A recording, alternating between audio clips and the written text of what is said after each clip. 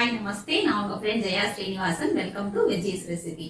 இன்னைக்கு நம்ம ரெசிபி பார்க்க போறது மட்டும் இல்ல, அது எப்படி அழகா சூப்பரா பிரசன்ட் பண்ணலாம் அப்படிங்கறதும் வீடியோ கடைசியில பார்க்க போறோம். அதனால ஸ்கிப் பண்ணாம கம்ப்ளீட்டா பாருங்க.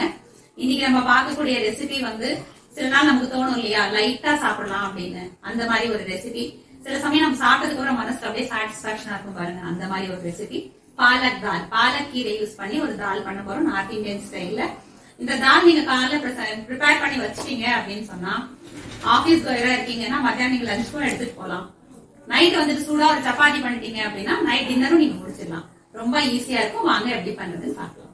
ஒரு கப்பு துவரம் பருப்பு நல்லா வாஷ் பண்ணி ஒரு 1/2 hour ஊற வச்சுக்கோங்க. இதை குக்கர்ல ஆட் பண்ணிக்கோங்க. பாதி பாசி பருப்பு பாதி துவரம் பருப்பும் கூட நம்ம சேர்த்துக்கலாம். இந்த பருப்பு முழுங்குற அளவுக்கு தண்ணியை ஆட் பண்ணிக்கோங்க.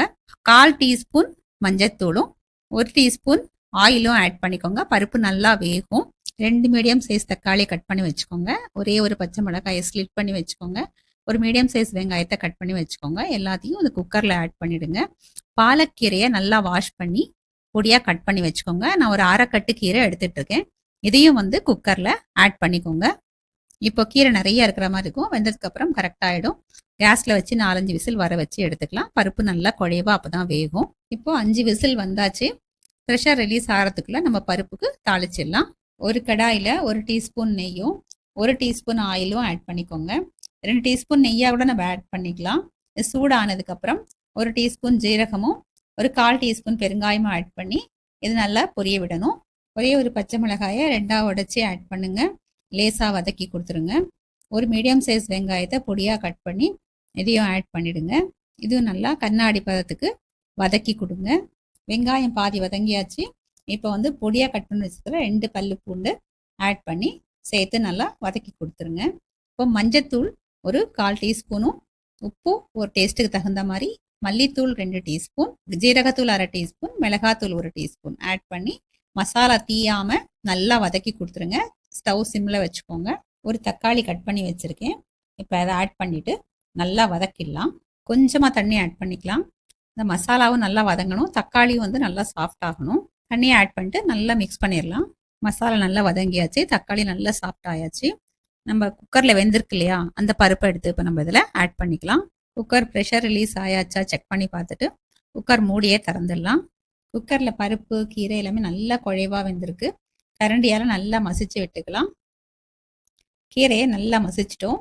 இப்போ இந்த கடாயில் தக்காளி இந்த கலவையோட இதை ஆட் பண்ணிடலாம். நல்லா மிக்ஸ் பண்ணி விட்டுடலாம். நல்லா மிக்ஸ் பண்ணிட்டோம். டேஸ்ட் பண்ணி பாருங்கள். எனக்கு கொஞ்சம் உப்பு கம்மியாக இருக்குது, நான் அதை ஆட் பண்ணிக்கிறேன். கன்சிஸ்டன்சியும் செக் பண்ணி பார்த்துக்கோங்க. தண்ணி வேணால் நம்ம ஆட் பண்ணிக்கலாம். நான் கொஞ்சமாக தண்ணி ஆட் பண்ணுறேன். திக்காக வேணாலும் திக்காக வச்சுக்கலாம். பொடியாக கட் பண்ணி வச்சுருக்கிற கொத்தமல்லி ஆட் பண்ணிடலாம். தாலில் வந்து கொத்தமல்லி ஆட் பண்ணுறதுனால நல்லா வாசமாக இருக்கும். அதே மாதிரி இந்த டேஸ்ட்டை பேலன்ஸ் பண்ணுறதுக்கு கொஞ்சமாக சுகர், ஒரு 1/2 டீஸ்பூன் சுகர் ஆட் பண்ணிவிட்டு நல்லா மிக்ஸ் பண்ணிடலாம். ஒரு 1/2 டீஸ்பூன் நெய்யை ஆட் பண்ணிவிட்டு ஒரு மூடி போட்டு மூடிட்டு ஸ்டவ் ஆஃப் பண்ணிடலாம். இப்போ பாலக் தாலை வந்து சர்விங் பவுலுக்கு மாற்றிக்கலாம். சப்பாத்தி, புல்கா, ரைஸ் எல்லாத்தோடையுமே இது சூப்பர் காம்பினேஷன், சூப்பர் டேஸ்ட்டாக இருக்கும்.